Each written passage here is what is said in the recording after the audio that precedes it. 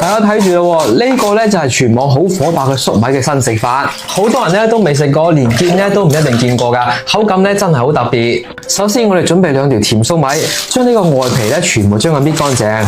甜粟米糖分咧就高啲，啲肉咧又夠飽滿，汁水咧又夠多，整出嚟嘅粟米糊咧會更加綿密一啲嘅。剝乾淨啲皮之後咧，我哋再用擦絲器將啲粟米咧擦成泥。擦絲器擦出嚟嘅粟米咧會相對細一啲，咁食嘅口感咧就會好啲啦。如果大家想慳時間或者偷懶嘅話咧，用絞肉機打都係得嘅。再喺粟米泥入邊咧加翻少少清水沖翻乾淨，沖乾淨之後咧倒入個砂煲入邊，將啲粟米渣咧過濾出嚟。過濾完之後呢個粟米漿咧就係等下我哋製作涼糕嘅關鍵食材啦。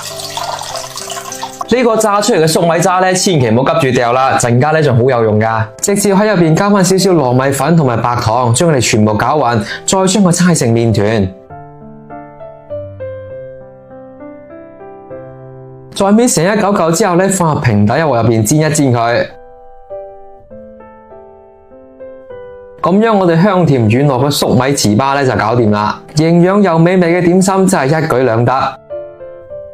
跟住咧，我哋再將過濾好嘅粟米漿咧倒翻入鍋入邊，用大火咧先將佢煮滾。我每日都會分享一啲簡單又健康嘅家常菜，如果記唔住嘅話咧，可以先點個小紅心關注收藏起身，下次想食唔識整嘅時候咧都可以睇得翻嘅。呢個粟米漿一滾咗之後咧，啲顏色就會變得越嚟越深啦，因為粟米入邊嘅一啲營養成分咧，你煮過之後咧係會慢慢變成黃色嘅。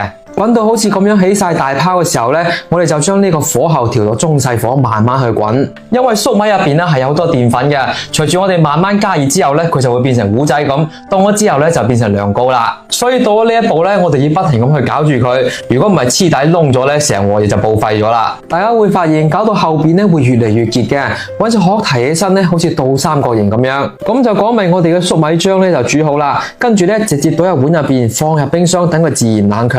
呢度我哋大概凍翻個3個鐘左右咧就差唔多啦。